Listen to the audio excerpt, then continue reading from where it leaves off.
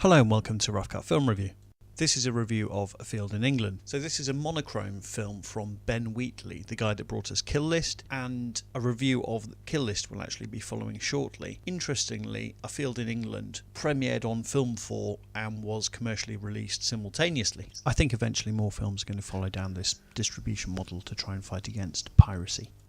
A Field in England is actually pretty difficult to characterise. It's a surrealist horror where the entire film is actually set in the field, and by the look of it, it might well all be shot using handheld cameras.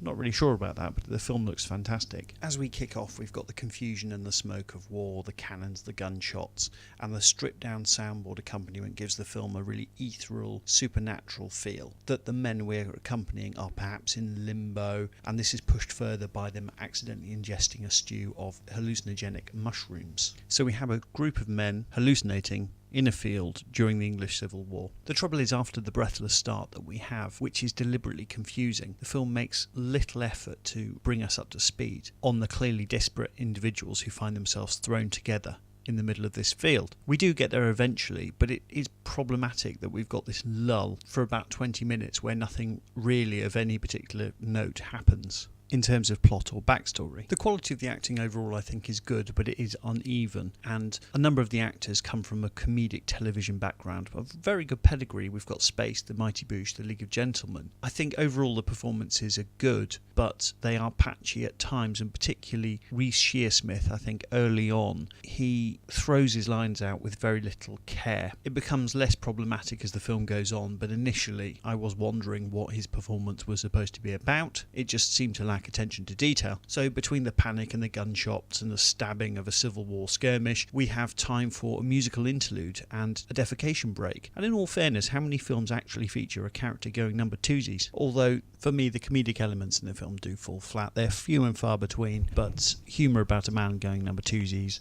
I really like the cinematography in this film, the camera work, the stripped down soundtrack and the surrealism. There's a very simple plot that eventually emerges, it has to be said, with the appearance of a very sinister Irishman. As with Kill List, things get very nasty very quickly, with a whiff of the avant-garde about it, but nasty all the same. And once it starts to get nasty, it really becomes a surreal nightmare of leering faces. I found it absolutely hypnotic, and what really impresses me about Ben Wheatley's work is he never feels he needs to hold your hand. You'll either love or hate this film. The Telegraph gave it 5 stars out of 5. Other reviews have been very sniffy about it. I can understand both points of view. There are going to be a section of the audience who just don't get on with arty sort of films. If that might be you, this film isn't going to change your mind. If you like Michael Bay films and you like to leave your brain at the door, then this film absolutely isn't for you. But if you're open-minded, if you like new things, I'd absolutely suggest you give this a go. Some people will leave the cinema scratching their head thinking, what was that all about? But I think a lot of people will take a lot from this film. I think it's very strong indeed. Kind regards, Christopher Thomas.